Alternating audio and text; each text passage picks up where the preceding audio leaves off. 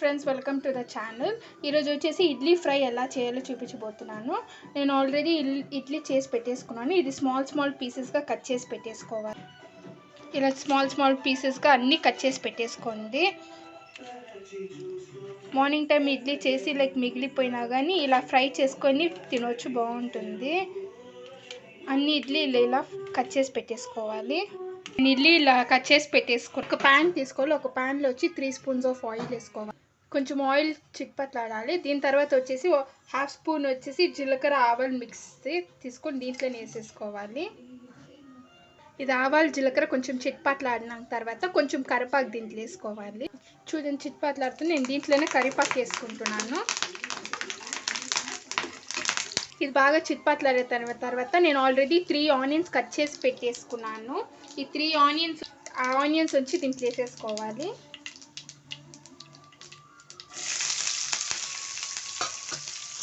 Onions బాగా fry అవ్వాలి. ఇది ఫ్రై అయ్యేటప్పుడు నేను 1/2 స్పూన్ వచ్చి సాల్ట్ వేసుకుంటున్నాను. 1/2 స్పూన్ సాల్ట్. ఇది ఫ్రై అవుతున్నానే నేను కొంచెం పసుపు వేసుకుంటున్నాను. ఒక చిటికెడు పసుపు, 1/2 స్పూన్ ధనియా పౌడర్,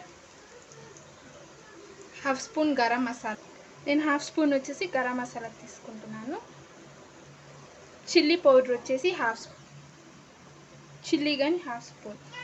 ఇది బాగా మిక్స్ చేసుకోండి. దీంతోపాటు 1/2 స్పూన్ చాట్ మసాలా వేసుకోవాలి. ఇది బాగా ఫ్రై అయింది. మనం ఆల్రెడీ కట్ చేసి పెట్టుకున్న ఇడ్లీలు వచ్చేసి దీంట్లో వేసుకుని బాగా ఫ్రై చేసుకోవాలి. ఆయిల్ అన్ని బాగా ఫ్రై చేసుకోవాలి. ఇడ్లీ దీంట్లో వేసేసుకుని బాగా ఫ్రై చేసుకోవాలి. ఇడ్లీ ఇలా వేసేసుకొని కింద నుంచి మసాలా ఇలా ఫ్రై చేసుకోండి.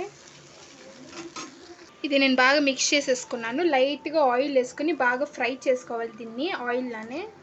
చూడండి, బాగా ఎర్రంగా బాగా ఆయిల్లోనే బాగా ఫ్రై చేసేసుకోవాలి. చూడండి, బాగా రెడ్గా అయిపోయింది. ఇంక మీరు స్టవ్ ఆఫ్ చేసేసుకోవచ్చు. ఆఫ్ చేసేసుకుని మీరు సర్వ్ చేసుకోవచ్చు. చూడండి, ఇడ్లీ ఫ్రై రెడీ అయిపోయింది. బాగా స్పైసీగా పిల్లలైనా పెద్దోళ్ళైనా బాగా ఇష్టంగా తింటారు. మసాలా అనేది బాగా పట్టుకుని దానికి టేస్ట్ అనేది బాగా ఫ్లేవర్ బాగా తెలుస్తుంది.